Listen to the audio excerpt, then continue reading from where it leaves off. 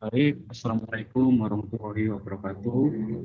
Untuk sini kami akan presentasikan tentang jurnal yang sudah kami pelajari, yaitu judulnya Rancang Bangun Sistem Informasi Kualitas Air Wilayah Sungai di Provinsi Lampung dengan metode Personal Excellent Programming.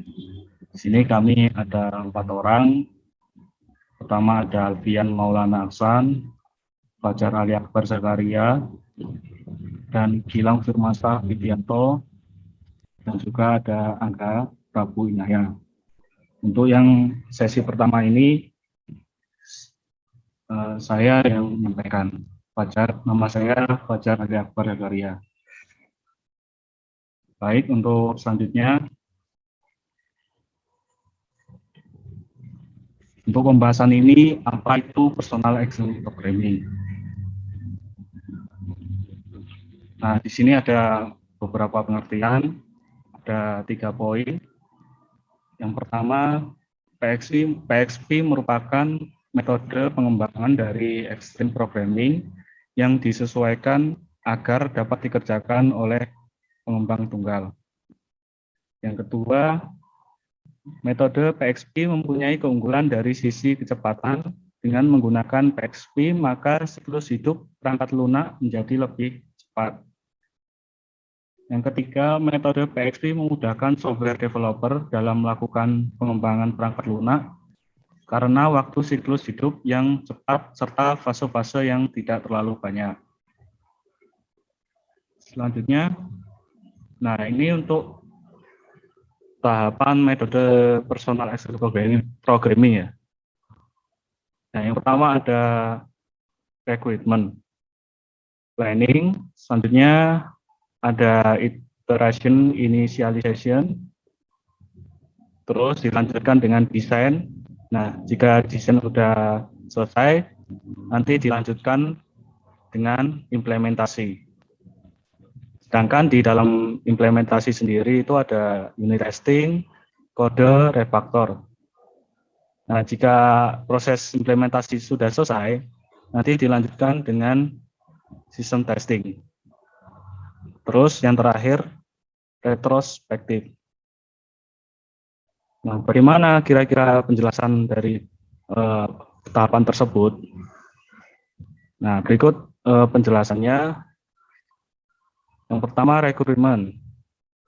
Recruitment pada tahapan ini dilakukan identifikasi penggunaan sistem, lalu dilanjutkan dengan pembentukan arsitektur program. Yang kedua, ada planning. Pada tahap ini ditentukan fungsionalitas keseluruhan yang akan dikembangkan dalam sistem.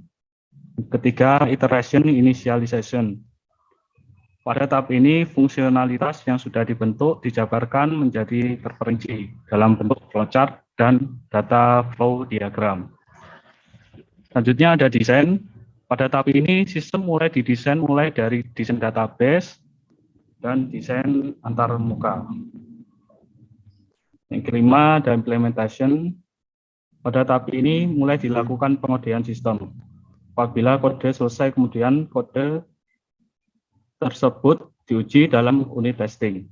Apabila ada kesalahan, maka dilakukan koreksi ulang atau refaktor pada tahap di mana kesalahan tersebut bermula. Apabila tidak ada kesalahan, maka dilanjutkan ke unit selanjutnya. Terus yang keenam, sistem testing. Nah, pada tahap ini semua fungsionalitas diuji apakah masih ada kekurangan atau sudah cukup menggunakan backdoor testing. Selanjutnya yang ketujuh, ada retrospektif. Pada tahap ini sistem disimpulkan apabila masih ada kesalahan maka akan dilakukan perbaikan mulai dari tahap iteration initialization. Nah, untuk penjelasannya itu retrospektif itu ketika jika ada program atau sistem yang belum sesuai dengan apa yang diinginkan klien, maka nanti dikembalikan lagi di proses nomor 3, yaitu iteration initialization.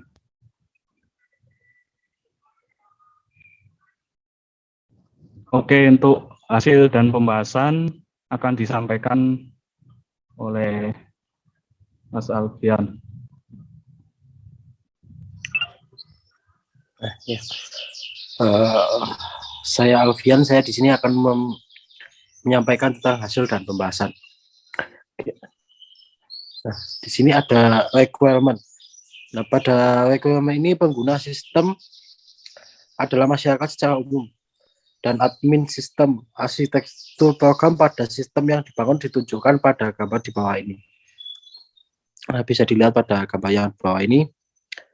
Di sini ada ISP dan sistem dan beberapa usernya. Lanjut, Mas. Selanjutnya ada planning. Nah, fungsi utama yang ada dalam sistem adalah satu, informasi kualitas air menggunakan WikiIDOE. Nah, yang kedua, informasi kualitas air menggunakan storage. Yang ketiga, informasi kualitas air menggunakan indeks pencemaran.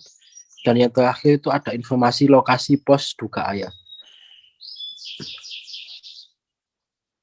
Nah, di sini ada iteration initialization.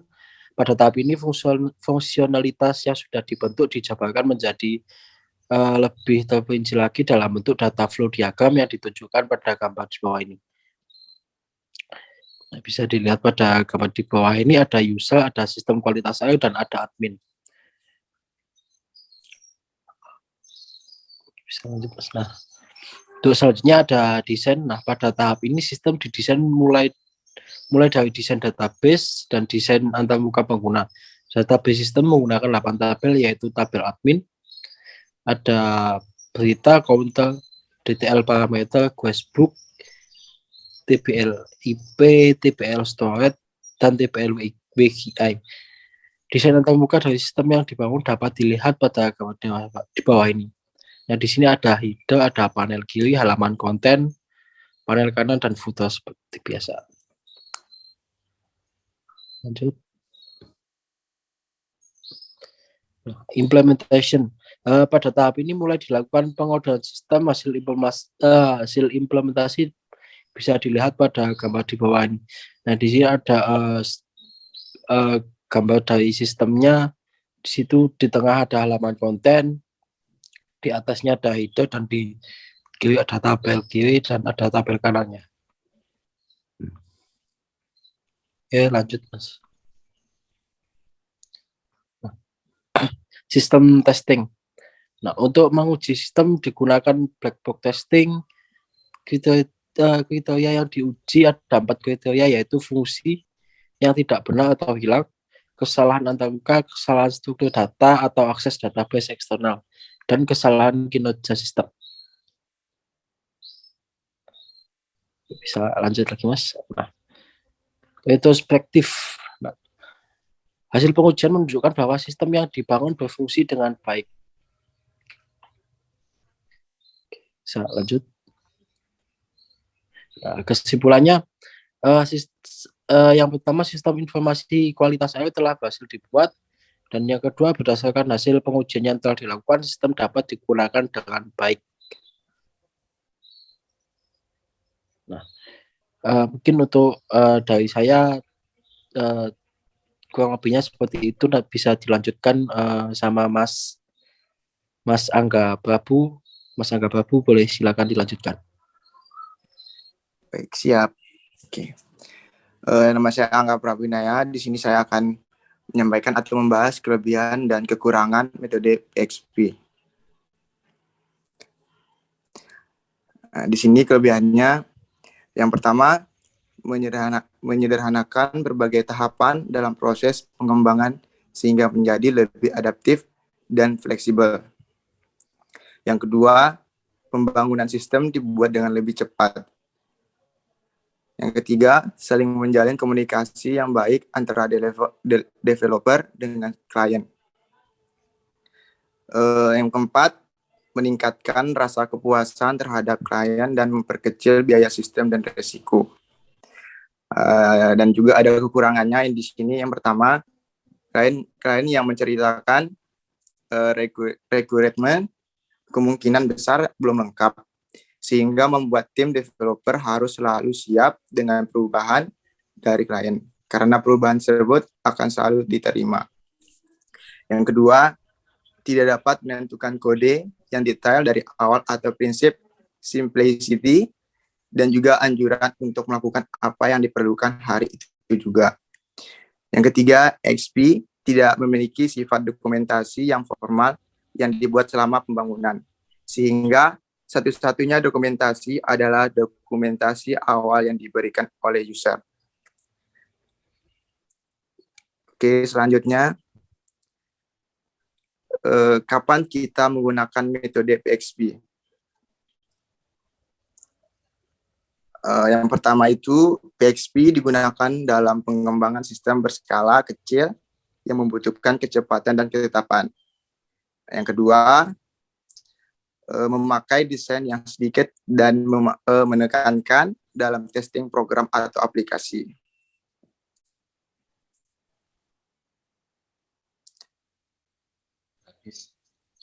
Oke, terima kasih dari saya.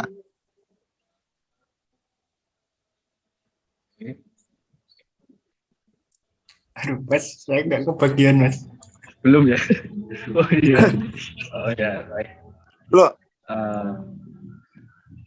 saya juga nggak tahu. mungkin kita miskomunikasi ya. Miskom. Iya, oke, mungkin untuk Mas apa tadi? Mas apa tadi? Yang terakhir. Yang baca tadi, Mas Angga. Yang terakhir yang belum. Oh, saya Gilang. Ya, mungkin bisa dijelaskan lagi di tahapan personal extreme programming. Sekarang apa nunggu adzan dulu? Sekarang. Saya Gilang Drumaja Widianto. Saya akan menjelaskan tahapan metode personal extreme programming. Dalam tahapan metode personal extreme programming, dapat rekrutmen, lalu rekrutmen itu terus lanjut ke planning langsung lanjut ke iteration initialization, lalu lanjut lagi ke desain, lalu lanjut ke implementation. Di implementation ini ada unit testing, kode sama refaktor. Terus nanti lanjut lagi ke sistem testing, lalu yang terakhir lanjut ke retrospektif. Untuk penjelasannya, rekrutmen itu pada tahapan ini dilakukan identifikasi pengguna sistem, lalu dilanjutkan dengan pembentukan arsitektur program.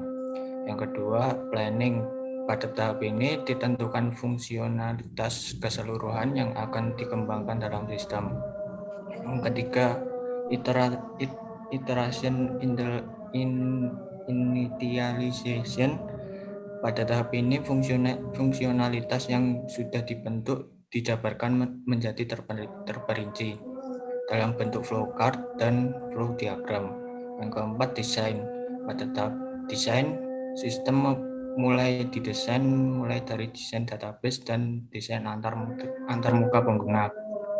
Yang kelima, implementation. Pada tahap implementation mulai dilakukan pengodaan sistem. Apabila kode sesuai kemudian kode tersebut diuji dalam unit testing. Apabila ada kesalahan, maka dilakukan koreksi ulang atau refaktor pada tahap di mana kesalahan tersebut bermula.